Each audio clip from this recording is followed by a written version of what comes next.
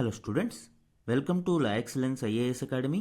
ఈరోజు మనం అక్టోబర్ 15 నాటి ఈనాడు న్యూస్ పేపర్లోని ఇంపార్టెంట్ కరెంట్ అఫైర్స్ గురించి డిస్కస్ చేద్దామండి. బిఫోర్ దట్ మనము ప్రీవియస్ క్లాస్లోని క్వశ్చన్ ఆఫ్ ద డే గురించి చూద్దాము.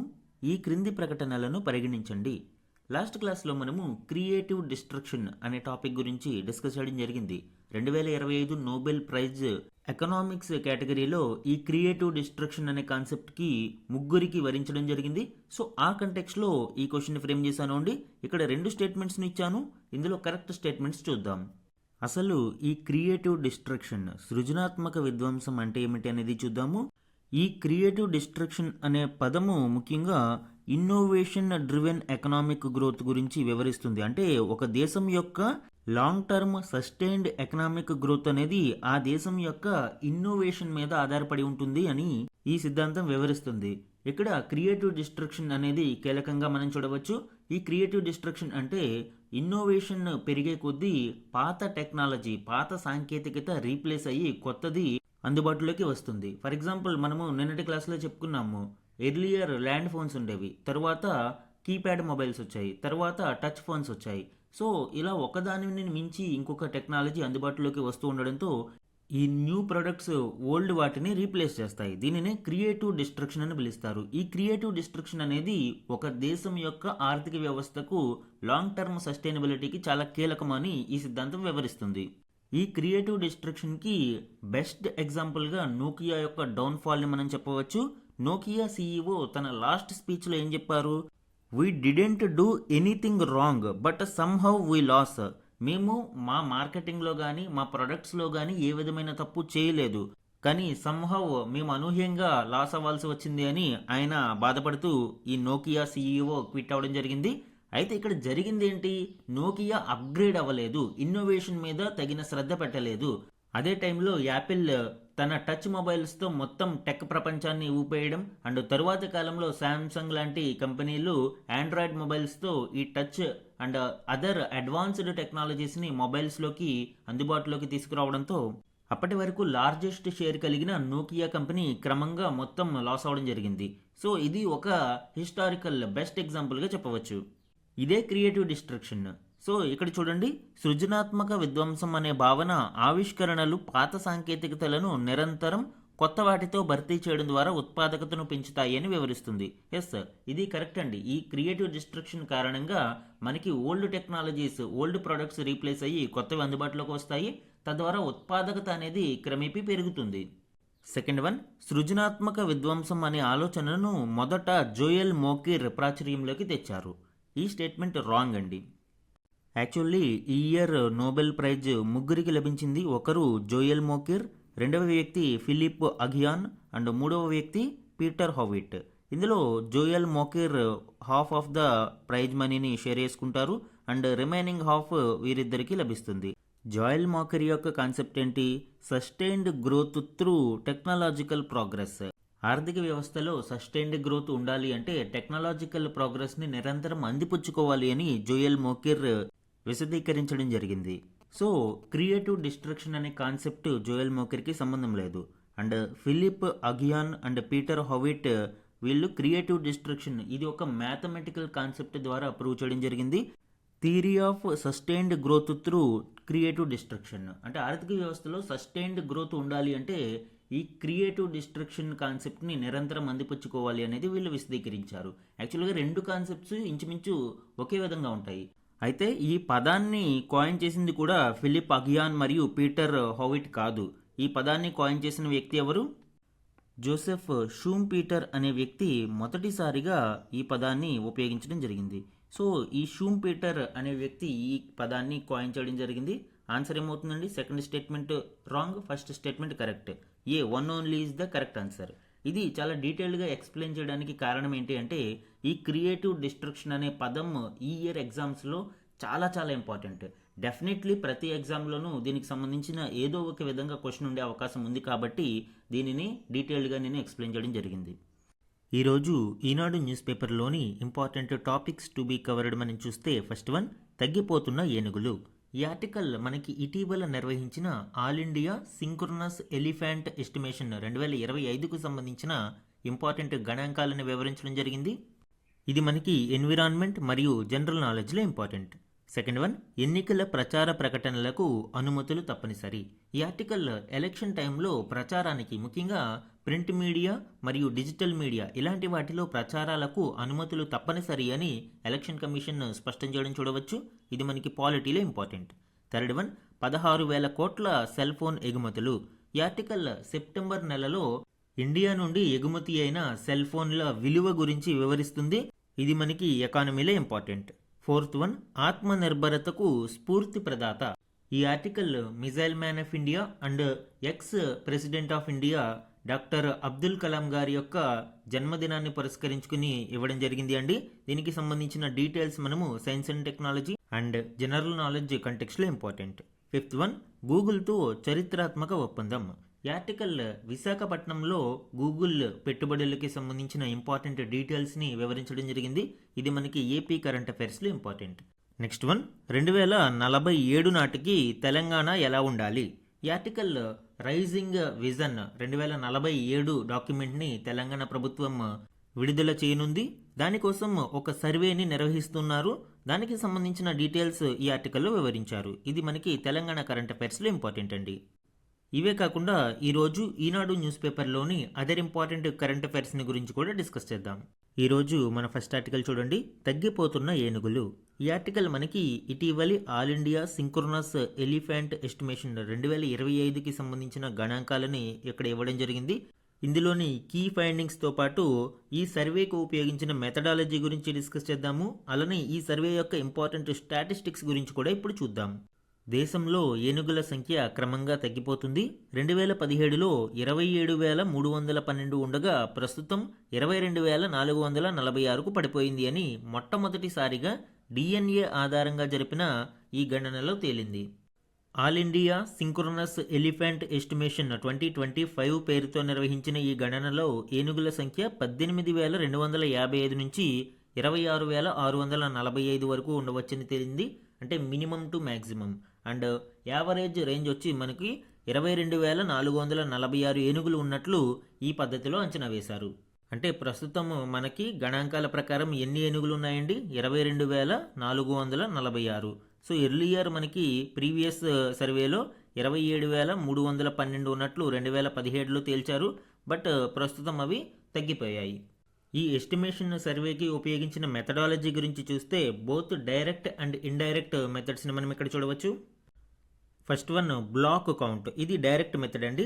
అంటే ఫారెస్ట్ డివిజన్ని చిన్న చిన్న బ్లాక్స్గా విభజించి ఆ బ్లాక్స్లో ఎన్ని ఏనుగులు ఉన్నాయనేది నేరుగా లెక్కించడం. దీనినే బ్లాక్ కౌంట్ అని పిలుస్తారు. రెండవది డంగ్ కౌంట్. అంటే ఏనుగులు విసర్జించిన పేడను ఉపయోగించి ఇక్కడ కౌంట్ అనేది క్యాలిక్యులేట్ చేస్తూ ఉంటారు. జన్యు పరీక్షలను ఈ డిఎన్ఏ బేస్డ్ కౌంట్ ద్వారా దీనిని నిర్వహించడం జరుగుతుంది. ఏనుగు పేడ నమూనాల జన్యు విశ్లేషణ జరపడం ద్వారా దీనిని మనకి లెక్కించడం జరుగుతుంది. Third one, water whole count. అంటే ఈ ఫారెస్ట్ డివిజన్లో ఉన్న వాటర్ బాడీస్ మరియు ఆ వాటర్ బాడీస్ చుట్టూ ఇక్కడ సమూహం అయ్యే ఏనుగుల యొక్క కౌంట్ ఆధారంగా దీనిని నిర్వహిస్తారు. సో యావరేజ్గా ఈ 3 మెథడ్స్లో మనం చూడవచ్చు. అండ్ దీని ప్రకారం 22,446 ఏనుగులు ఉన్నట్లు తేల్చారు. ఈ గణాంకాలన్నీ ఎగ్జామ్ పాయింట్ ఆఫ్ వ్యూలో చాలా ఇంపార్టెంట్ అండి.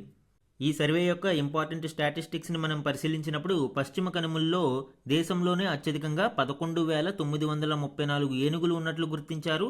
ఈశాన్య రాష్ట్రాలలో బ్రహ్మపుత్ర పరివాహక ప్రాంతాలలో 6,599 ఏనుగులు ఉన్నాయని, శివాలిక్ పర్వత ప్రాంతాలు, గంగా మైదానాలలో 2,062 ఏనుగులు, మధ్య భారతంలో తూర్పు కనుమలలో కలిపి 1,891 ఉన్నట్లు నిర్ధారించారు. అంటే మనకి ల్యాండ్స్కేప్స్ ఆధారంగా చూసినప్పుడు వెస్ట్రన్ ఘాట్స్లో హైయెస్ట్ ఇక్కడ ఏనుగులు ఉన్నట్లు గుర్తించారు. అదేవిధంగా రాష్ట్రాల వారీగా మనం చూసినప్పుడు స్టేట్స్ ఆధారంగా చూస్తే కర్ణాటకలో దేశంలోనే అత్యధికంగా 6,013 ఏనుగులు ఉన్నాయి. అస్సాంలో 4,159, తమిళనాడులో 3,196, కేరళలో 2,785 మరియు ఉత్తరాఖండ్లో 1,792 ఏనుగులు ఉన్నాయని లెక్కించారు. సో రాష్ట్రాల వారీగా చూసినప్పుడు Karnataka, second one Assam and third one Tamil Nadu. So ఈ విధంగా ఈ 3 టాప్ 3 స్టేట్స్ అనేవి ఇంపార్టెంట్ అండి. ఎగ్జామ్ పాయింట్ ఆఫ్ వ్యూలో కేఏఎస్టీ అని గుర్తుపెట్టుకోండి, క్యాస్ట్ అని గుర్తుపెట్టుకోండి. కే అంటే కర్ణాటక, ఏఎస్ అంటే అరుణాచల్ ప్రదేశ్, అస్సాం అనేది డౌట్ రాకుండా ఏఎస్ అనేది ఇక్కడ యూజ్ చేసాము. టీ అంటే తమిళనాడు. సో మిగిలిన వాటిలో అంత కన్ఫ్యూజన్ ఉండదు. మన నెక్స్ట్ ఆర్టికల్ చూడండి. ఎన్నికల ప్రచార ప్రకటనలకు అనుమతులు తప్పనిసరి, ఎలక్షన్ కమిషన్. ఈ ఆర్టికల్ మనకి బీహార్ ఎన్నికలకు సంబంధించి కీలక డెవలప్మెంట్స్ గురించి వివరిస్తూ ఉంది. ఎలక్షన్ కమిషన్ యొక్క ఇంపార్టెంట్ గైడ్ లైన్స్ మరియు ఎంసీఎంసీ యొక్క పర్మిషన్ ఏదైతే అడ్వర్టైజ్మెంట్స్కి అవసరం అవుతుందో దానికి సంబంధించిన వివరాలు ఇక్కడ ఇవ్వడం జరిగింది అండి. దీనిలోని కీ డీటెయిల్స్ ఇప్పుడు చూద్దాం. ఎన్నికల్లో రాజకీయ ప్రచార ప్రకటనలకు పార్టీలు తప్పనిసరిగా ముందస్తు అనుమతులు తీసుకోవాలి అని ఎన్నికల సంఘం పేర్కొంది. సామాజిక మాధ్యమాలు సహా ఎలక్ట్రానిక్, డిజిటల్ ప్లాట్ఫామ్లలో ఏదైనా రాజకీయ ప్రకటనలను ప్రచురించడానికి, ప్రసారం చేయడానికి ముందు మీడియా ధృవీకరణ పర్యవేక్షణ కమిటీ ఎంసీఎంసీ నుంచి తప్పనిసరిగా ధృవీకరణ పొందాలి అని తెలిపింది. అంటే media certification and monitoring committee నుంచి mandatory certification for social media and digital media and electronic media ఏ విధంగానైనా కూడా ఈ ఎంసీఎంసీ నుంచి ఖచ్చితంగా పర్మిషన్ ప్రీ సర్టిఫికేషన్ తీసుకోవాలి అనేది ఎలక్షన్ కమిషన్ స్పష్టం చేయడం చూడవచ్చు. అలానే అభ్యర్థులు నామినేషన్ పత్రాలు దాఖలు చేసేటప్పుడు వారి సామాజిక మాధ్యమ ఖాతాల వివరాలు కూడా అందించాలి అని ఎన్నికల సంఘం పేర్కొంది. అండ్ ప్రచార గడువు ముగిసిన తర్వాత ఎలాంటి గంపగుత్త అంటే బల్క్ ఎస్ఎంఎస్లు కానీ ఆడియో సందేశాలు కానీ పంపించకూడదు అని, ఎన్నికలకు సంబంధించి టీవీ, కేబుల్ నెట్వర్క్లు, రేడియోలలో రాజకీయ ప్రకటనలు చేయరాదు అని తెలిపింది. అంటే మనకి సైలెన్స్ పీరియడ్ అని ఉంటుంది. సైలెన్స్ పీరియడ్ అంటే 48 అవర్స్ ఎలక్షన్ అంటే పోలింగ్కి ముందు 48 గంటలు ఏ విధమైన ప్రచారాలు నిర్వహించకూడదు. బల్క్ ఎస్ఎంఎస్లు కానీ, కేబుల్ నెట్వర్క్స్లో ప్రచారాలు కానీ, టీవీలలో ప్రచారాలు కానీ చేయకూడదు. దీనిని మనము సైలెన్స్ పీరియడ్ అని పిలుస్తాము. According to section 126 of representation of people's act 1951. దీని ప్రకారం మనకి ఎన్నికల పోలింగ్కి 48 గంటల ముందు ఏ విధమైన ప్రచారాలు నిర్వహించకూడదు. ఎన్నికలు ముగిసిన 75 రోజుల్లోపు ప్రచార ఖర్చులన్నిటి పూర్తి వివరాలను సమర్పించాలి అని సూచించింది. వెబ్సైట్లు, ఇంటర్నెట్ కంపెనీలపై అయిన ఖర్చులు కూడా ఇందులో పేర్కొనాలి అని ఎన్నికల సంఘం సూచించింది. సో ఇది section 77 clause 1 of RPA act 1951. దీని ప్రకారం స్టేట్మెంట్ ఆఫ్ ఎలక్టోరల్ ఎక్స్పెండిచర్ అనేది మ్యాండేటరీగా సబ్మిట్ చేయాలి. మన నెక్స్ట్ ఆర్టికల్ చూడండి. 16,000 కోట్ల సెల్ ఫోన్ ఎగుమతులు, అమెరికాకే 70%, సెప్టెంబర్లో 95% వృద్ధి. ICEA India cellular and electronics association యొక్క సర్వే గణాంకాలను ఇక్కడ వివరించడం జరిగింది. ఈ నివేదిక ప్రకారం మన దేశం నుంచి మొబైల్ ఫోన్ ఎగుమతులు సెప్టెంబర్లో $1.8 బిలియన్ అంటే దాదాపు 16,000 కోట్లకు చేరాయి అని లాస్ట్ ఇయర్ 2024 సెప్టెంబర్తో పోలిస్తే ఇది 95% వృద్ధిని నమోదు చేసినట్లు ఐసీఈఏ తెలిపింది. అలానే ప్రస్తుత ఆర్థిక సంవత్సరం ఏప్రిల్ నుంచి సెప్టెంబర్ మధ్య గణాంకాలని మనం చూస్తే అంటే హాఫ్ ఇయర్ స్టాటిస్టిక్స్ పరిశీలించినప్పుడు $13.5 బిలియన్ అంటే సుమారు 1,22,600 కోట్ల విలువైన మొబైల్ ఫోన్లు ఎగుమతి అయ్యాయి అని ఐసీఈఏ పేర్కొంది. లాస్ట్ ఫైనాన్షియల్ ఇయర్ యొక్క ఫస్ట్ హాఫ్ని కన్సిడర్ చేసినప్పుడు $8.5 బిలియన్ సుమారు అంటే 75,500 కోట్ల విలువతో పోలిస్తే ప్రజెంట్ ఫస్ట్ హాఫ్లో 60% అధికంగా నమోదవడం మనం గమనించవచ్చు. భారతదేశం మొబైల్ ఫోన్ తయారీ రంగం స్థాయి మరియు సామర్థ్యాలు, విశ్వసనీయత పెరగడాన్ని ఈ గణాంకాలు స్పష్టం చేస్తున్నాయని ఐసీఈఏ పేర్కొంది. అలానే ఏ దేశాలు మన నుంచి ఎక్కువగా దిగుమతి చేసుకుంటున్నాయనేది చూస్తే మొబైల్ ఫోన్లు ఎక్కువగా ఎగుమతి అయిన దేశాలలో America, UAE, Austria, Netherlands, Britain ఉన్నాయి. 2024 ఏప్రిల్ నుంచి సెప్టెంబర్లో అమెరికాకు ఎగుమతులు $3.1 బిలియన్ ఉండగా ఈ ఏడాది 200% పెరిగి $9.4 బిలియన్ చేరవచ్చని ఒక అంచనా వేస్తున్నారు. అండ్ మొత్తం ఎగుమతులలో మనం చూసినప్పుడు అమెరికా వాటా 37% నుంచి 70%కి పెరిగే అవకాశం ఉంది అని కూడా ఐసీఏ అంచనా వేస్తుంది. అలానే భవిష్యత్తు అంచనాలు 2025-26 ఫైనాన్షియల్ ఇయర్ యొక్క ఎస్టిమేట్స్ని మనం చూసినప్పుడు మొత్తం మీద మన దేశం నుంచి మొబైల్ ఫోన్ ఎగుమతులు $35 బిలియన్ అంటే సుమారు 3.11 లక్షల కోట్లకు చేరవచ్చు అనేది అంచనా వేస్తున్నారు. 2024-25 ఫైనాన్షియల్ ఇయర్లో కేవలం $24.1 బిలియన్ అంటే 2.14 లక్షల కోట్లుగా ఉంది. సో భవిష్యత్తులో మరింత విస్తృతంగా ఈ రంగం వృద్ధి చెందే అవకాశం ఉంది. మన నెక్స్ట్ ఆర్టికల్ చూడండి. తర్వాత ఏంటి? గాజా శాంతి ఒప్పందంలో సవాళ్లు ఎన్నో. ఈ ఆర్టికల్ మనకి ఇటీవల గాజా పీస్ ట్రీటీ శాంతి ఒప్పందానికి సంబంధించిన కీలక అంశాల గురించి వివరిస్తుంది. తదుపరి చర్యలు ఏ విధంగా చేపట్టాలి అనేది ఈ ఆర్టికల్ ఇక్కడ వివరించడం మనం చూడవచ్చు. ఇజ్రాయెల్ మరియు హమాస్ మధ్య వార్ అనేది ఎండ్ అవడంతో ఇప్పుడు గాజాలో పరిస్థితులు నెమ్మదిగా మెరుగుపడుతున్నాయి.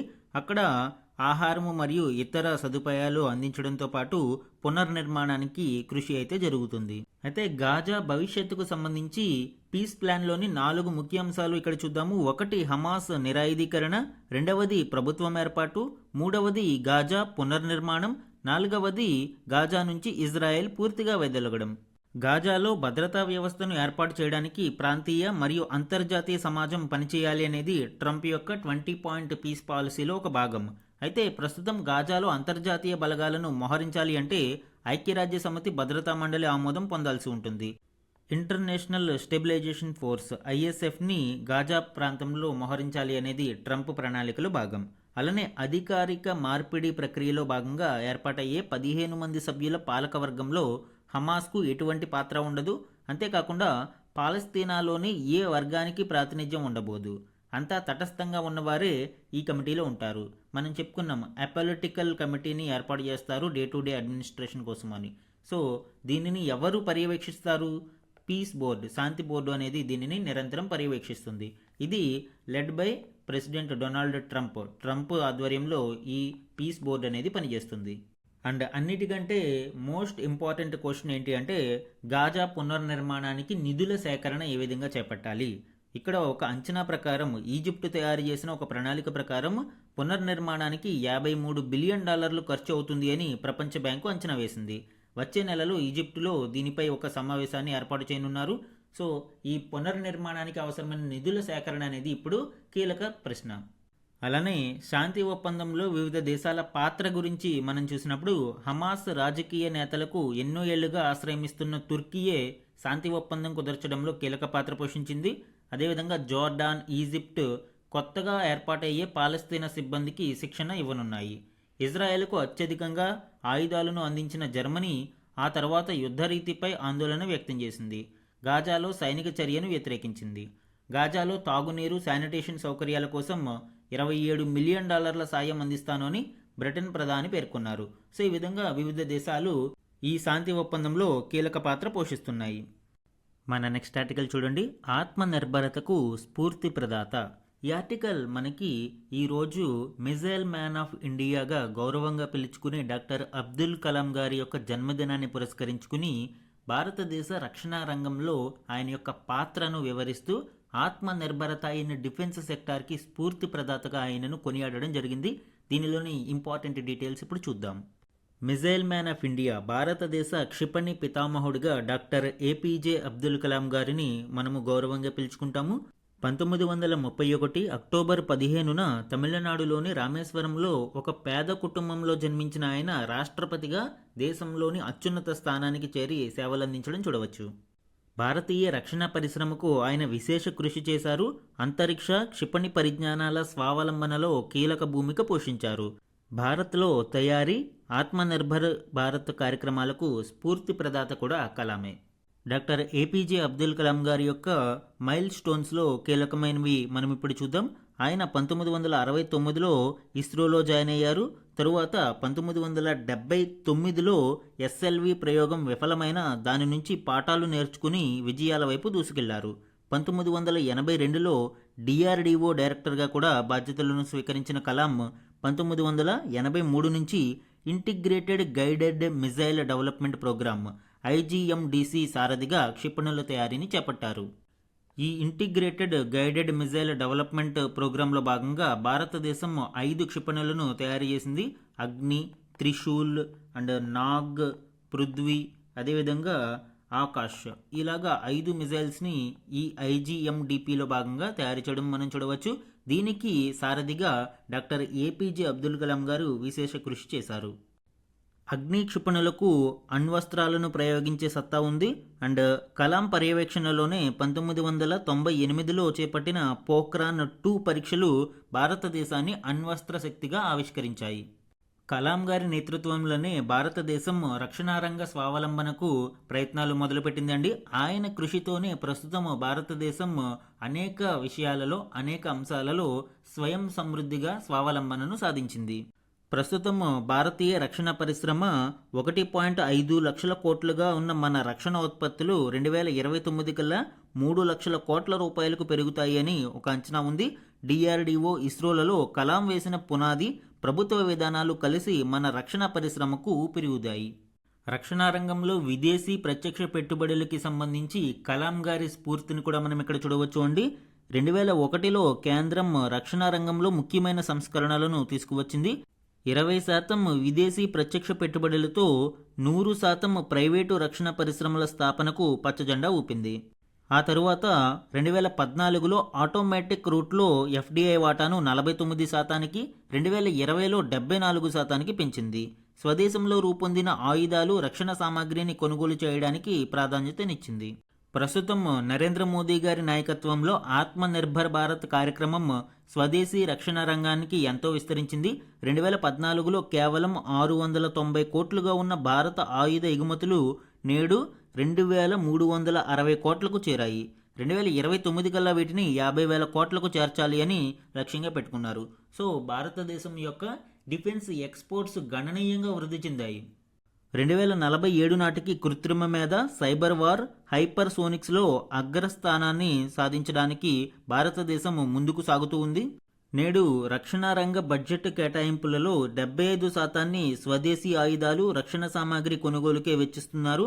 అలానే దేశీయ రక్షణ ఏరోస్పేస్ పరిశ్రమల జాబితాతో సృజన్ దీప్ పోర్టల్ను కూడా ఏర్పాటు చేశారు. ఎంఎస్ఎంఈ సెక్టార్ నుంచి రక్షణ వ్యవస్థల సేకరణకు, డ్రోన్లు తదితర ఆయుధాల తయారీలో స్టార్టప్లను ప్రోత్సహించడానికి ప్రభుత్వం కట్టుబడి ఉన్నట్లు ప్రకటించింది. సో ఇదంతా కూడా దీని వెనక కృషిని మనము గమనిస్తే డాక్టర్ ఏపీజే అబ్దుల్ కలాం గారు వేసిన బాటలను ఇప్పుడు కొనసాగుతూ ఉన్నట్లు మనం చూడవచ్చు. సో అంత గొప్ప వ్యక్తి అయిన డాక్టర్ ఏపీజే అబ్దుల్ కలాం గారిని ఆయన జన్మదినోత్సవాన్ని పురస్కరించుకుని మనమందరం స్మరించుకోవాల్సిన బాధ్యత ఎంతైనా ఉంది. మన నెక్స్ట్ ఆర్టికల్ చూడండి. గూగుల్తో చరిత్రాత్మక ఒప్పందం, అమెరికా తర్వాత అతిపెద్ద ఏఐ హబ్ విశాఖలో ఏర్పాటు. వచ్చే 5 ఏళ్లలో 1.31 లక్షల కోట్ల పెట్టుబడి, 12 దేశాలకు సముద్ర మార్గంలో కేబుల్ అనుసంధాన కేంద్రం. ఒప్పందం కుదుర్చుకున్న ఏపీ వికసిత్ భారత్ లక్ష్య సాధనలో మేలి మలుపు అన్న ప్రధాని మోదీ. ఆంధ్రప్రదేశ్ పెట్టుబడుల చరిత్రలో ఒక సరికొత్త అధ్యాయంగా ఈ గూగుల్తోని చారిత్రాత్మక ఒప్పందాన్ని చెప్పవచ్చండి. విశాఖను రాష్ట్ర సాంకేతిక రాజధానిగా పరిపుష్టం చేయడంలో దీనిని ఒక కీలక ఘట్టంగా పేర్కొనవచ్చు. ఈ ఒప్పందంలో భాగంగా వచ్చే 5 ఏళ్లలో సుమారు $15 బిలియన్ పెట్టుబడి పెట్టనున్నట్లు గూగుల్ ప్రకటించింది.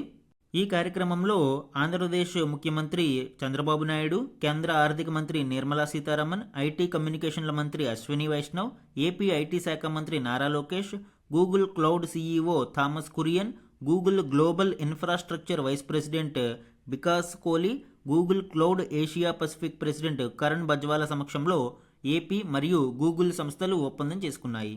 ఈ ఒప్పందం ద్వారా దేశ డిజిటల్ ఆర్థిక వ్యవస్థ మరింత బలోపేతం కానుంది అని ఎక్స్లో ప్రధాని మోదీ గారు కొనియాడడం మనం చూడవచ్చు. ఇందులో ముఖ్యంగా వికసిత భారత్ నిర్మించాలి అన్న మన కలను సాకారం చేసే 1 గిగావాట్ సామర్థ్యమున్న డేటా సెంటర్ గురించి ఆయన ప్రస్తావించారు. అలానే ఏఐతో దేశాభివృద్ధికి ఊతమిచ్చే వేదికగా దీనిని ఎక్స్లో గూగుల్ సీఈఓ సుందర్ పిచాయ్ విశ్లేషించారు. అండ్ దేశ సాంకేతిక ప్రస్థానంలో ఇది ఒక గొప్ప మైలురాయి అని ఏపీ ముఖ్యమంత్రి చంద్రబాబు నాయుడు గారు కొనియాడారు. అలానే ప్రస్తుతం 1 గిగావాట్ సామర్థ్యంతో ప్రారంభమయ్యే ఈ ఏఐ హబ్ భవిష్యత్తులో బహుళ గిగావాట్లకు విస్తరించనుందని Google cloud CEO Thomas Kurian ప్రకటించారు. ఈ హబ్ ద్వారా ఏఐ టెక్నాలజీతో పాటు డిజిటల్ ఇన్ఫ్రాస్ట్రక్చర్ను అందించబోతున్నట్లు ఆయన పేర్కొన్నారు. వచ్చే 5 ఏళ్లలో గూగుల్ సంస్థ మొత్తంగా 1,31,280 కోట్ల పెట్టుబడులను ఏపీ మరియు ఈ విశాఖపట్నంలో ఎస్పెషల్లీ ఏఐ హబ్లో పెట్టనుంది. అంతేకాకుండా దీని ద్వారా విశాఖ నుంచి సింగపూర్, మలేషియా, ఆస్ట్రేలియాతో పాటు మొత్తం 12 దేశాలతో సబ్సీ కేబుల్ అనుసంధానం కానుంది. గూగుల్ ప్రపంచవ్యాప్తంగా అందించే అన్ని రకాల ఉత్పత్తులను ఈ హబ్ ద్వారా వినియోగదారులకు అందుబాటులోకి తేనున్నారు. సో ఆంధ్రప్రదేశ్ రాష్ట్ర చరిత్రలో ఇది ఒక కీలక చారిత్రాత్మక ఒప్పందంగా చెప్పవచ్చు అండి. And AP current affairs exam point of view ఇది ఇంపార్టెంట్. మన నెక్స్ట్ ఆర్టికల్ చూడండి. 2047 నాటికి తెలంగాణ ఎలా ఉండాలి? రైజింగ్ విజన్ పేరిట డాక్యుమెంట్ రూపొందిస్తున్న ప్రభుత్వం, తయారీకి 25 వరకు సర్వే, పౌరులు ఉద్యోగులందరూ పాల్గొనాలి అన్న సిఎస్. ఈ ఆర్టికల్ మనకి రైజింగ్ విజన్ డాక్యుమెంట్ని తెలంగాణ ప్రభుత్వం రూపొందించనుంది. దీనికి సంబంధించిన ఫీడ్బ్యాక్ సర్వేని పౌరులు మరియు ఉద్యోగుల నుంచి తీసుకోనున్నారు. 2047 నాటికి తెలంగాణ ఎలా ఉండాలి అని కోరుకుంటున్నారనే కోణంలో పౌరులు వివిధ అంశాలపై తమ ఆలోచనలు, సూచనలను సర్వేలో పొందుపరచాల్సి ఉంటుంది.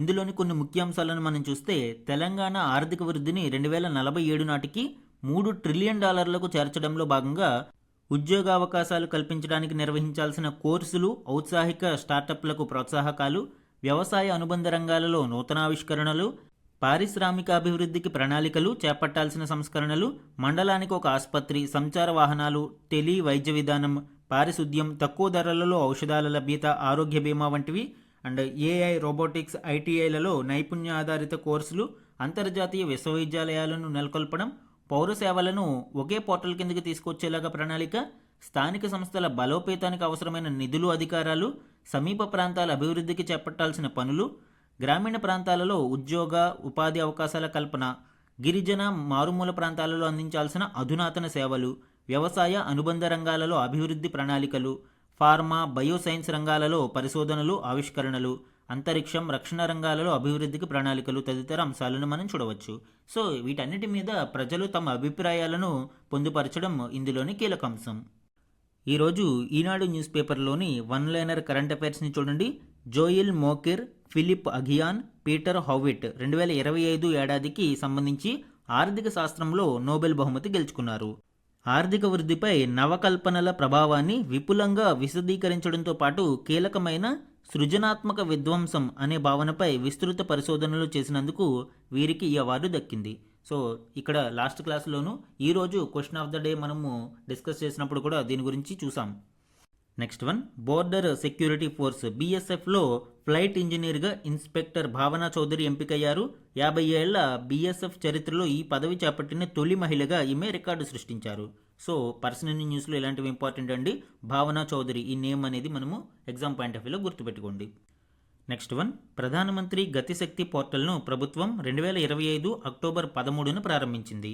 ప్రైవేటు సంస్థలు వినియోగదారుల ఇంటి వద్దకే సకాలంలో సేవలను అందించేలా మౌలిక సదుపాయాల ఆధారిత అప్లికేషన్లను అభివృద్ధి చేయడంలో ప్రైవేటు రంగానికి సహాయపడేలా దీన్ని తీసుకువచ్చారు. ఈ portal PM Gati Shakti national master plan నుంచి ఎంపిక చేసిన నాన్ సెన్సిటివ్ డేటా సెట్లకు నియంత్రిత యాక్సెస్ను అందిస్తుంది. సో దీని ద్వారా నాన్ సెన్సిటివ్ డేటా ఏదైతే ఉందో దానిని అందించి ప్రైవేటు సంస్థలకు ఊతం ఇవ్వనున్నారు. అండ్ నెక్స్ట్ వన్, ఏకోపాధ్యాయ పాఠశాలలు ఎక్కువగా ఉన్న రాష్ట్రాలలో ఆంధ్రప్రదేశ్ దేశంలోనే మొదటి స్థానంలో ఉంది. ఏకోపాధ్యాయ అంటే సింగిల్ టీచర్ ఉన్న పాఠశాలలు. ఇందులో మనం చూస్తే దేశవ్యాప్తంగా 1,04,125 పాఠశాలలు ఉండగా వీటిలో 33.76 లక్షలకు పైగా విద్యార్థులు చదువుకుంటున్నారు. ఇలాంటి స్కూల్స్ ఏపీలో 12,912 ఉండగా తెలంగాణలో 5,001 ఉన్నాయి. ఈరోజు మన క్వశ్చన్ ఆఫ్ ద డే గురించి చూడండి. ఆల్ ఇండియా సింక్రొనైజ్డ్ ఏనుగుల జనాభా అంచనా 2025కు సంబంధించి ఈ క్రింది ప్రకటనలను పరిగణించండి. సో ఈరోజు క్లాస్లో మనము ఈ సర్వేకి సంబంధించిన ఇంపార్టెంట్ డీటెయిల్స్ చూసాము. ఆ కంటెక్స్లో 2 స్టేట్మెంట్స్ని ఇచ్చాను అండి. ఇందులో కరెక్ట్ స్టేట్మెంట్ను ఐడెంటిఫై చేసి ఆన్సర్ని కామెంట్ సెక్షన్లో కామెంట్ చేయండి. ఇది ఈరోజు ఈనాడు న్యూస్ పేపర్లోని ఇంపార్టెంట్ కరెంట్ అఫైర్స్ మీద daily analysis. Thank you for watching.